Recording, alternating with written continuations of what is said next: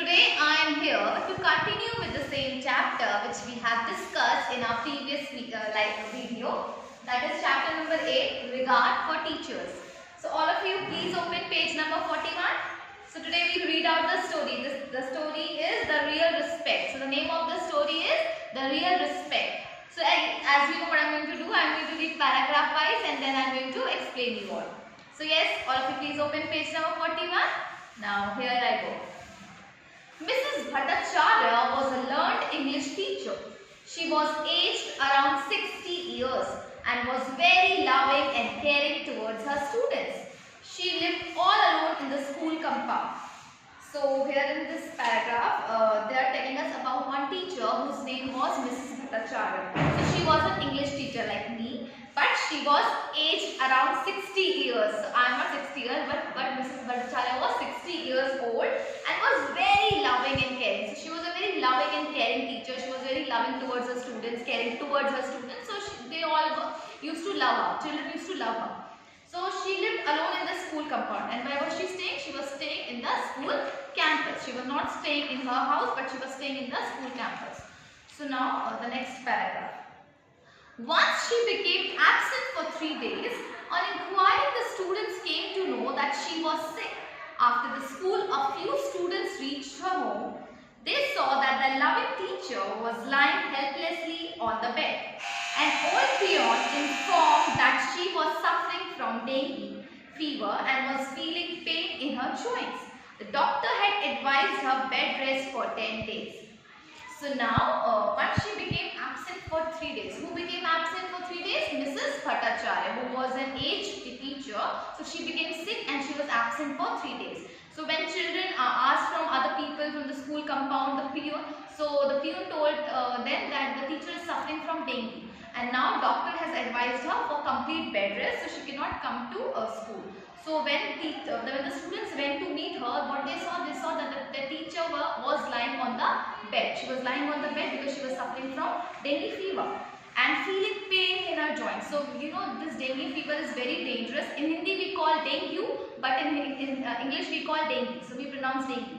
So she was in dengue fever.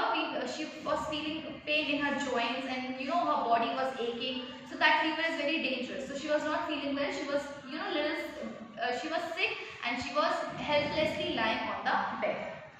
So the doctor had advised her that you have to rest for 10 days. Like you cannot go out or you cannot take your classes. So doctor has referred her complete bed rest for 10 days.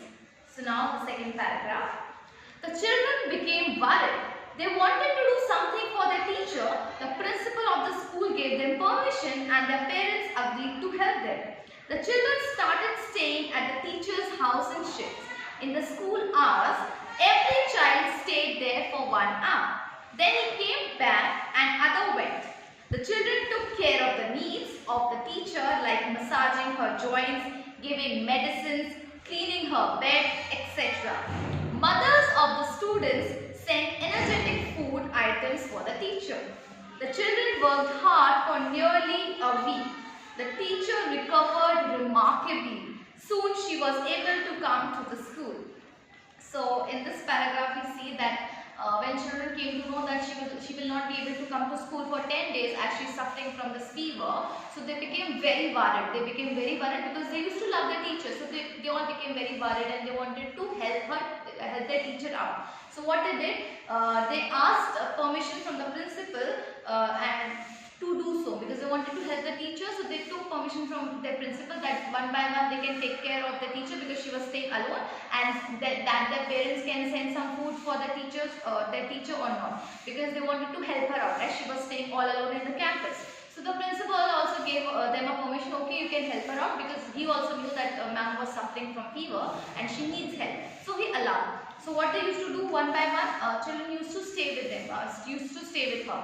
They used to take their classes also, but one by one they used to, for one period, they used to go and sit with their teacher and help her out, like massaging her joints, giving her medicines, and their parents also used to send food for the teacher, energetic food, so that she can get energy. So parents used to send food for the teacher, and parents also helped her out. So children used to bring food for their teachers, and daily for one period, one student used to sit by the teacher, and when the period gets over, that child will return back, and the other child will go and help the teacher out. So one by one, they took the responsibility like that, and they helped their teacher out. And then what happened?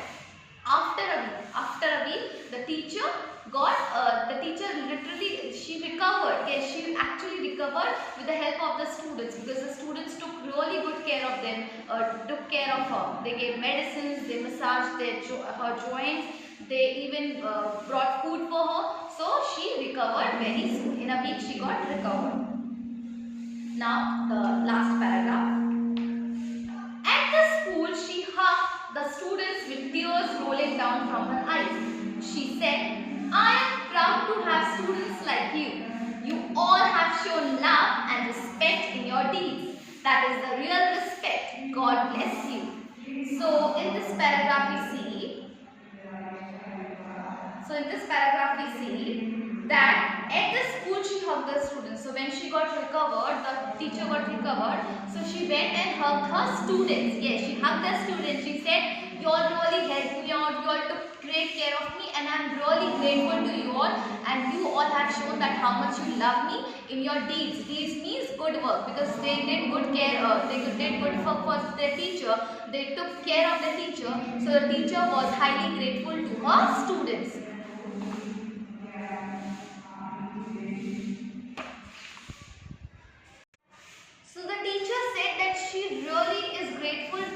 Why she is grateful to them? Because they had shown a huge respect towards their teacher. So the teacher really appreciated their efforts, and she was really grateful to all her students, because all her students helped her out, and all her students took good care of her, and she was highly grateful and even emotional while talking to her students, because she hugged her students, and while hugging she got really emotional, that tears were falling from her eyes. Actually, yeah, she got very emotional, because she never expected that her children will do so much for her, but her children had shown great respect towards her teacher. So now moving forward, children, our teachers shape our lives. They are the people behind our success. Always obey them and respect them. You can show your love, respect and care for teachers on Teachers' Day. It is celebrated on September 5 every year. It is celebrated on the birthday of Dr. Sarvapalli Radhakrishnan, a very good teacher and the second President of India.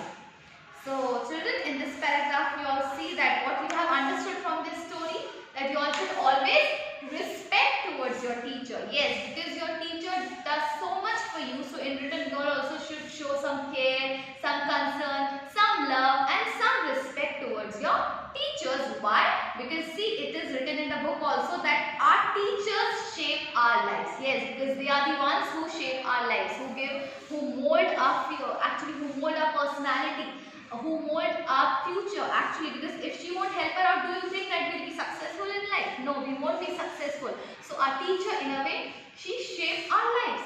So they are the people behind our success. It's true that they are the people behind our success, because if they won't provide us knowledge, we'll be zero. Yes, we'll be zero. Even I am grateful to my teachers. So you all should be grateful to your teachers. So always obey them and always respect them, and even you can show love and respect. It is written here that you all can show your love, respect and care for teachers on Teachers' Day. Yes, you all know why Teachers' Day is celebrated. Teachers' Day is celebrated on why? Because it is the birthday of Dr. Sarvapalli Radhakrishnan. He was a good teacher. So the Teachers' Day is celebrated on 5th September, and it is celebrated in the name of Dr. Sarvapalli Radhakrishnan, because he was also a teacher and he was the second President of India. So to give him respect, it is just like a tribute to him that we celebrate Teachers' Day on his name. So I hope you have understood the story. That you all should always respect you all should always respect your teachers and show your love and concern towards your teacher, like always and always. So your homework is, please learn these golden words and ponder and practice, and read the story on your own, so that you can understand, you can actually feel it, that yes, what was there, it's true. If you won't respect your teacher, you will lose something in your life. So please do that. So yes, that's all for today. Thank you and have a nice day.